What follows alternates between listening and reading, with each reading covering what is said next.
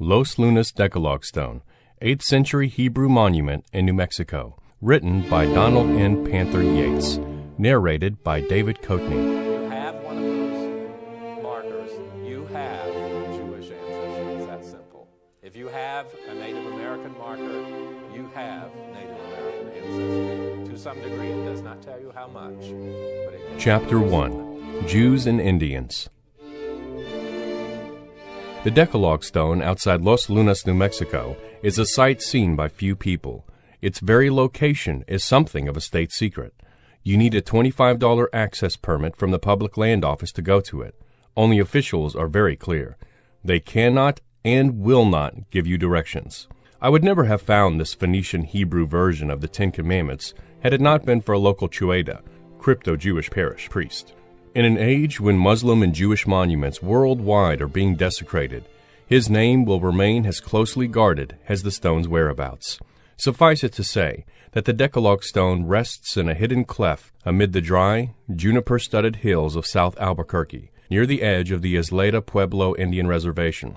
It was Professor Robert Pfeiffer of Harvard University who first translated the Decalog Stone in 1949.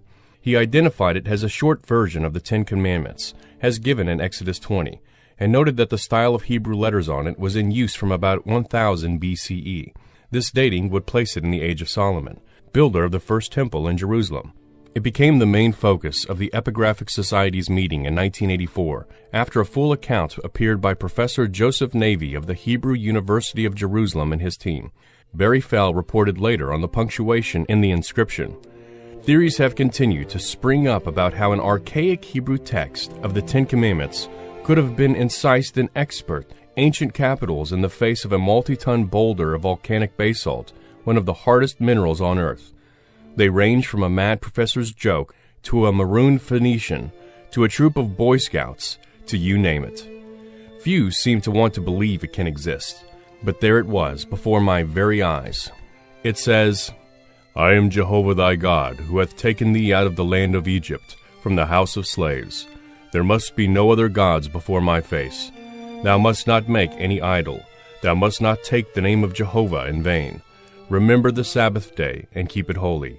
Honor thy father and thy mother, so that thy days may be long in the land that Jehovah thy God has given to thee. Thou must not murder. Thou must not commit adultery. Thou must not steal. Thou must not give a false witness against thy neighbor. Thou must not desire the wife of thy neighbor, nor anything that is his. The inscription is... Epilogue. The inscription on the Los Lunas Decalog Stone, in Hebrew, reads, Anochi Yahweh Elohecha, asher chutzatecha, me'eretz Mitzrayim, mi-bet avadim. Lo yihaya Elohim acherim al penaya. Lo ta'eshe lekha peser. Lo tisha arag shem Yahweh leshav. Zakar et yom ha-Shabbat lekadesho. Kabad et avikha ve'et imekha lema'al yi'arechon yamecha. Al ha'adama asher Yahweh Elohecha noten lecha. Lo ratzak. Lo tina'af. Lo tiganab. Lo ta'ana bere'ekha et sheker. Lo tachmod eshet re'ekha ve'kol asher lere'ekha. In English, this translates as, I am Yahweh your God, who brought you out of the land of the two Egypts, out of the house of bondages.